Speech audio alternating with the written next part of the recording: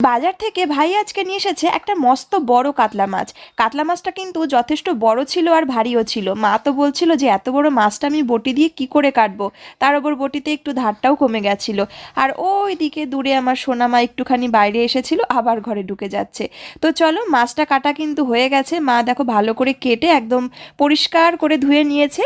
আর এই মাছ দিয়ে হবে আজকে একটা দারুণ রেসিপি, সেটা কিন্তু আমি বানাবো। আর তার আগে দুপুরের একটু খাওয়া দাওয়া করে নিচ্ছি। মাছ ভাজা, সঙ্গে কাঁচা লঙ্কা লবণ রয়েছে।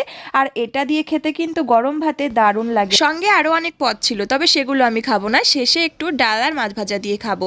আর স্নান খাওয়া সেরে এবারে আমি কাতলা মাছের একটা দারুণ রেসিপি করতে চলে আসলাম। চলো তোমাদের বলে দিই যে আমি কি রান্না করব। আজকে আমি বানাবো হচ্ছে দই কাতলা।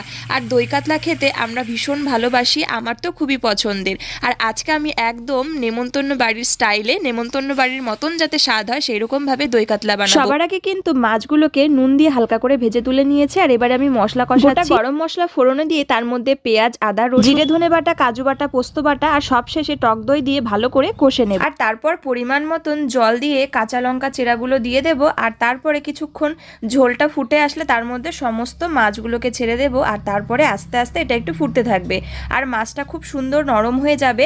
আর সব শেষে কিন্তু ছিটিয়ে দেব ওপর থেকে ধনেপাতা কুচি। এতে একটা সুন্দর গন্ধ আসে আর তার সঙ্গে কিন্তু দেখতেও খুব সুন্দর লাগে। তোমরা কারা কারা দই কাতলা খেতে ভীষণ পছন্দ করো কমেন্ট করে কিন্তু অবশ্যই জানাবে।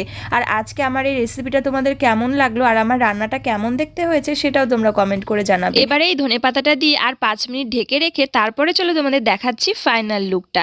তোমরা দেখতেই পাচ্ছ আশা করি কেমন হয়েছে দেখতে দই কাতলাটা, একদম নেমন্তন্ন বাড়ির মতো। খেতেও হয়েছিল দুর্দান্ত, সেটা আমি না, বাড়ির বাকি সবাই কিন্তু খেয়ে বলেছিল।